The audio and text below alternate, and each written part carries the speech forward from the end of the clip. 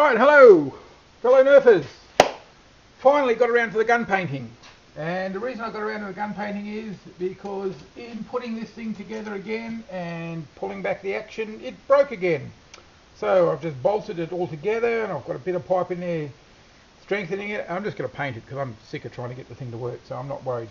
And you're probably sick of waiting for me to do it. So I've sanded it all, got it on a little hook, ready to go.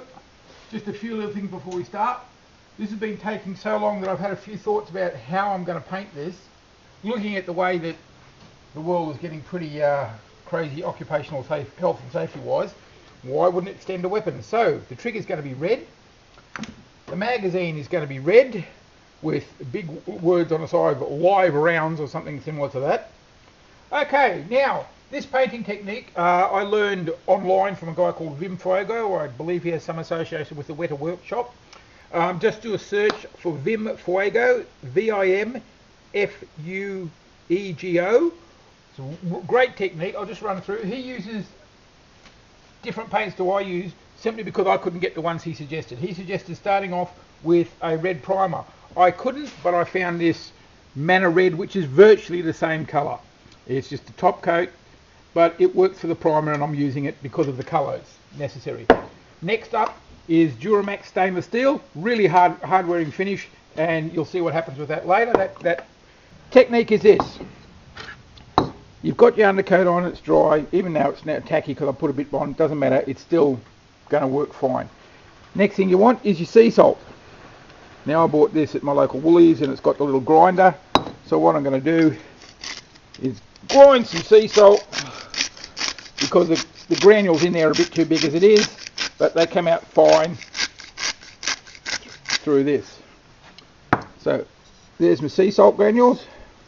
Now what I'm going to do, take into account where the wear's going to be. W-H-E-R-E-W-A-R-E. Like on this bit, this is my little buttstock that slips down, and that bit's like a sling strap. So obviously it's going to be worn on there, so I'm going to put some paint on there and then sprinkle some salt on it. You can place some salt on it.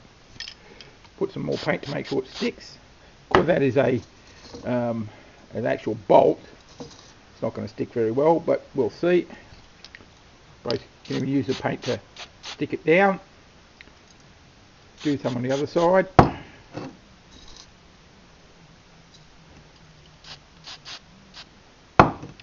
So that's basically the technique for that stage, right? Now, for the handles, I was talking earlier about having some white in here. I'm going to use this little line here, and it's going to come down here. I might make this handle like a piece of plastic, so that part forward. So it's just the back here and this top bit that's going to wear. So spray some paint on it. Just got to, so you can see. So spray the paint where I want. Now because this is a handle, it's going to be pretty heavily worn, and this bit moves, so it's going to be pretty heavily worn too. So let's place this down, make it a lot easier for me. So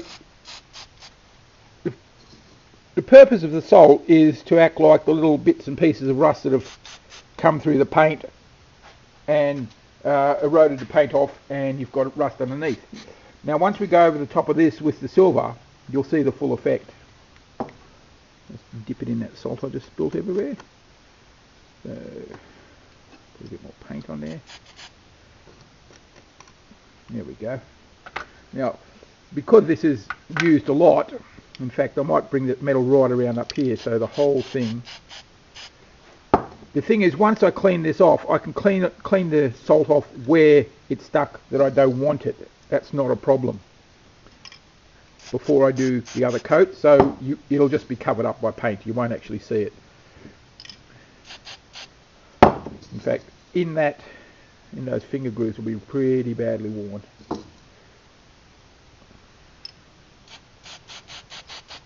And you don't want to go for uniformity. You want it messed up and all over the place. So basically, that's what's happening there. So I'll do one more bit for you, then I don't think I need to film the entire rest of it. But we'll take one of these big bits. So this is where the slide goes, on the other side of course, but just for the sake of demonstration. So this is going to be a lot of wear. So I could put rust all over that, but what I'm going to do is just at either end, because in the centre it's just going to be worn smooth. So just to show where the slide actually stops.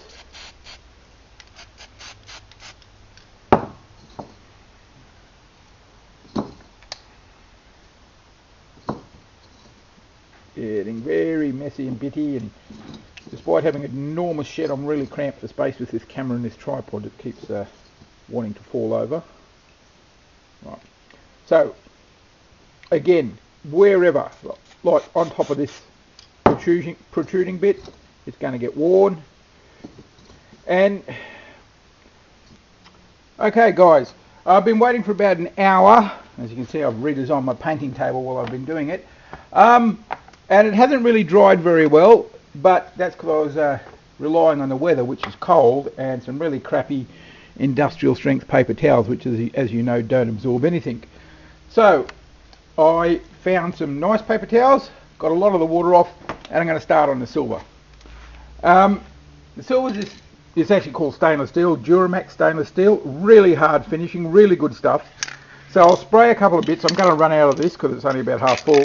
And then I'll show you basically what it is. After shaking the can good, it's just spray painting, and you don't have to just concentrate on where the salt is. The salt acts as a resist for the red. So when you rub it off, you'll see the red, then the silver, right? And then there's a second resist we do after we put the silver on. It stays on until you finish, ready to take it off and reveal the paint job. Right, so there it is. It's a pretty good coat straight away. I don't have to be too careful, and because it's still going to be mostly under the primary coat, I don't have to be too even either, because you'll see that later in the resist. So I'll go ahead and paint all this, and we'll have another movie. Back soon. Well, I'll be bugging. I had enough.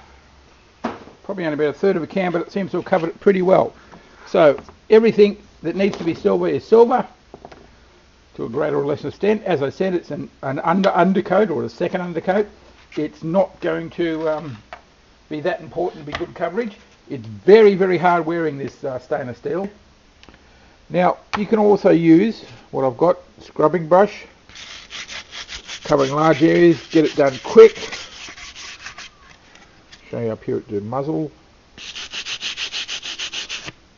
See, just comes straight off. Get your colour coming through, and it looks all rough and bitty, but you know, I'm not going to leave it like this. I've even used oh, where is it gone? There it is. Scouring pad. This paint is very, very tough. So and you see, it's taken off the silver where it's touching, where it's on top of the salt, but it's not taken off anything else. It's really tough, this stuff. So you can use all that, even a stick, just to get into the tight places, like in there, and it'll just take it off, rub it across the top. You can even just rub your fingers over it, and it doesn't matter if you don't get it all off. Helps it look a bit like rust and decay and whatever, that's the effect you're after, which I am. See, that's very spotty there. I could even spray some more undercoat on there and do it again if I wanted to, but that area is going to be painted, so with the top coat, so I'm just going to go over it quickly.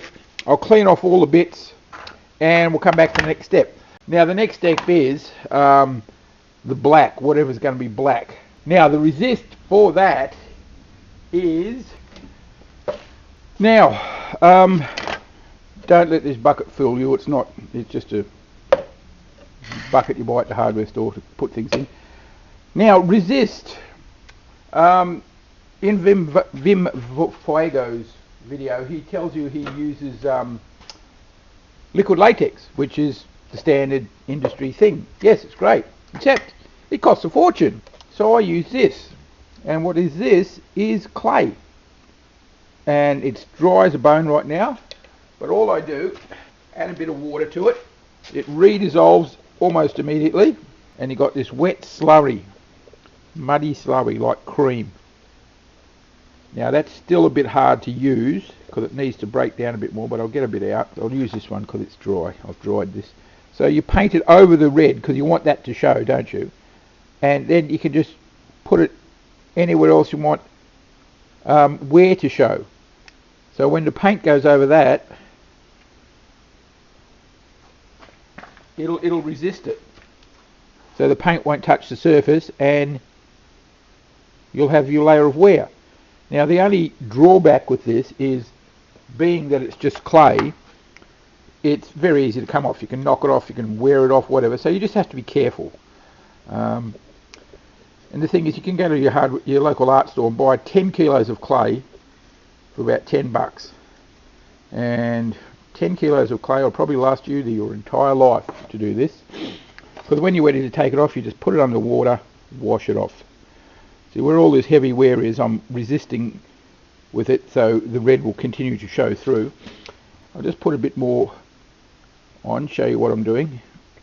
So anywhere you put it, you'll get the silver and the red showing through. Now one thing you have to remember is, with putting on a paintbrush, you don't want to leave something that's obviously a paint stroke.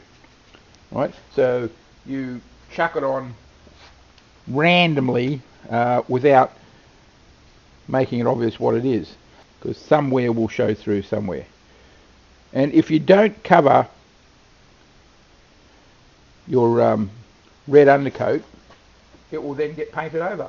So if you've got areas you don't like, if you think there's too much wear in an area, you can just leave it uncovered and the top coats will cover it, because the red is still an undercoat. So, like so. There we go. Okay guys, finally the water's dissolved enough, and this is what you want it looking like. It's like thick cream. That's the easiest way to put it on. You've got a lot of control. If it's too watery, it'll just run around on the body surface. So that's what you're looking for. Just dab it on right where you need it. It only goes on thin, but it will cover. There is a barrier there. Even though you can see through it, it will cover. And this void here is the line that goes on the front body. Something like that. Okay. What I've already done, here's what I've prepared earlier, as they say. So here's the other side, and you can see it's just roughly on there. Now I'm not counting on this to be a perfect mask. It's just paper. But what I'm going to do is going to spray my cream colour on there, and it'll just mark that mostly. So then when I come back and actually use the can just to fill it out, I know where I'm actually aiming for. So I'm not going to, worry about it, because the orange still has to go on it, because after the cream's dried, I then put a piece of tape on it and mask it off. So basically trying to keep the masking to a minimum.